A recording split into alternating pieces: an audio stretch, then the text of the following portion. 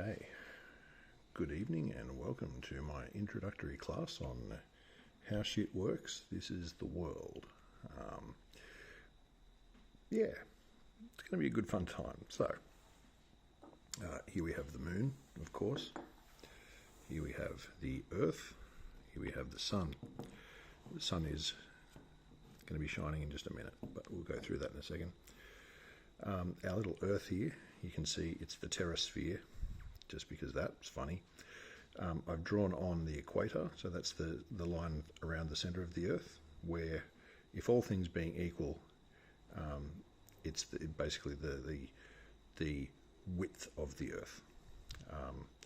And up here in the northern hemisphere, you can see that there's kind of the United States here, you've got Canada, and there's kind of a thing, like there's a person there, and it's a redhead, portrayed very ably by a redhead. And I know that's not entirely accurate, but that'll do. Anyway, and then down here in the southern hemisphere, below the equator, there's, loosely speaking, Australia. And this little guy right here, I've coloured him in a beautiful silver colour because people keep bloody making fun of my wonderful silver foxiness. So there we go. That's what that is.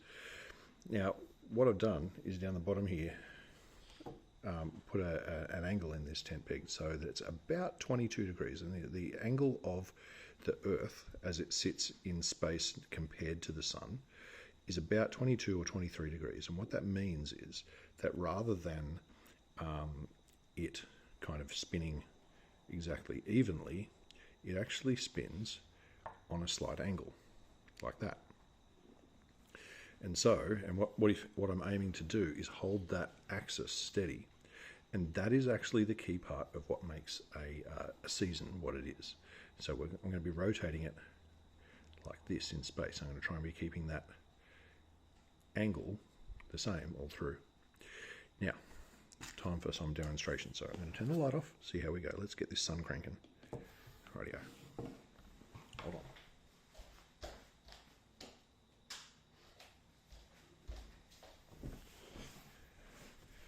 Right, here we are.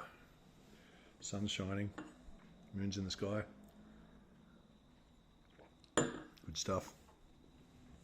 Okay, now in this instance, we're imagining that it is summer in the northern hemisphere, and the sun is shining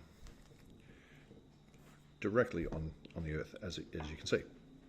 Right, so the Earth is sitting in space at its little angle, and what you can see is because of the angle that the equator is sitting at, because of the angle of repose of the Earth, that the primary beam of light that's striking the Earth is actually focused above the equator. And what that means is that most of the energy from the sun, and remember that energy takes all sorts of forms. It can be radiation, it can be heat, it can be light, it can be sound, all sorts of things, right? So most of the energy that's coming from the sun is actually impacting primarily in that northern hemisphere. And what you might be able to see is down underneath, there is actually less energy and being hit. So instead of being hit full on, it's actually hitting at an angle, and kind of the energy is being spread out. Now that has one really, really important effect, and it is that because energy is heat and light and all the other things, heat and light are being concentrated in that northern hemisphere. And what that leads to is summer, because it's hotter and it's brighter. The days last longer because there's more exposure to sun, because it comes right out to here. Sorry, I'm struggling to find where. I can't see my camera, so I'm having trouble here. And it also means that because there's less heat and light in the southern hemisphere, and you can see that there is less exposure to light, the days are shorter, there's less warmth, and yeah, it's just less bright, and that's why the sun is lower on the horizon during winter. So that's not the end though. So normally during summer, during the North American summer, or the Northern Hemisphere summer, we're rotating around this axis, and the entirety of the northern hemisphere is warmer than the entirety of the southern hemisphere. And there is some movement of air that brings heat down to the southern hemisphere, but it's not a huge amount. Now, what you've got to realize is that when the Earth is not just spinning in space in one kind of axis, it's also, like every time it rotates once, that is a day. The other part of it is that it's actually also spinning around the sun. So you can imagine, as it's traveling around the sun, it's not angling itself any differently. It is always going to be on the same plane. It's always going to be at the same angle compared to the sun. What that means is, now I'm going to see if I can move the sun around. As we move into, what do you call this? It's gone around 90 degrees around the sun. So it's now, where's my camera? Where's my camera? Am I seeing anything there? Yeah, there we go. Okay, right. So at this point in its trajectory, it's also sitting at the same angle. The light is actually impacting directly on the equator, and it's heating the northern and southern hemispheres roughly equally. So as it's rotating now, northern and southern hemispheres are getting roughly the same amount of heat and light. So now what you've got is a transition period, and this is either winter or summer. Oh, sorry, spring or autumn. It's between the hot and the cold seasons. And that's kind of important. Now, we're going to travel further around the sun, and now all of a sudden the sun's over on this side. Okay, cool. Come on, sun, do your thing. Rightio. And again, Earth is at the same angle compared to the sun, and it has just rotated around while spinning. Whee!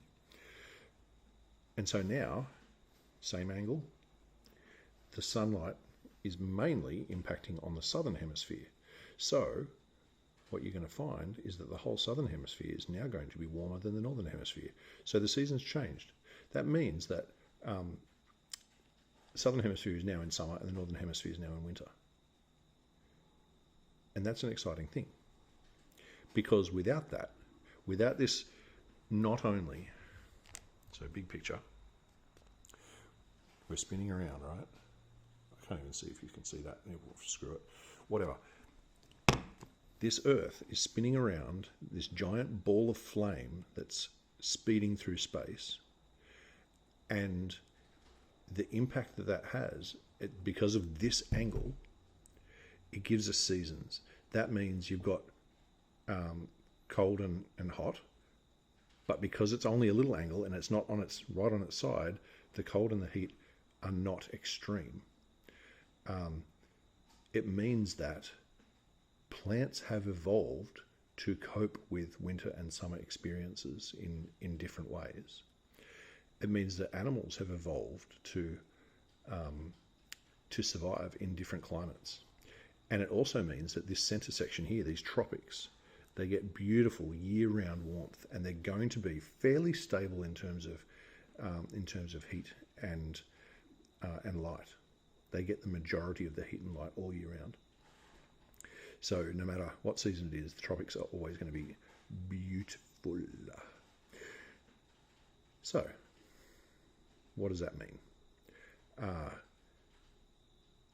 In terms of our existence, it means that while ever the northern hemisphere is in summer, the southern hemisphere is in winter. It means that because we're all spinning in the same direction, it means that toilet water doesn't reverse direction just because you're at the other side of the Earth. It's still, the whole Earth is doing this because of the gravity of itself. It is spinning around its own core in space, hung in space. So no, directions of water flow do not change, nor do any other oscillations on Earth. They remain the same regardless of the hemispheres. So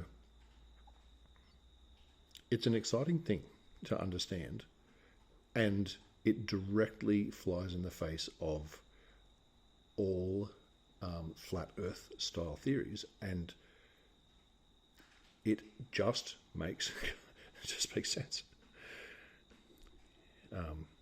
Yeah. Anyway, with a little bit of education, we can understand the world that we live in. And yeah, and that's kind of what I'm passionate about. I like to see people learning about really cool things, really fundamental things about how their world works. Because without that kind of stuff, well, we're cave people, aren't we? Anyway, important stuff, but thought you might like to know. Anyway, have a good night.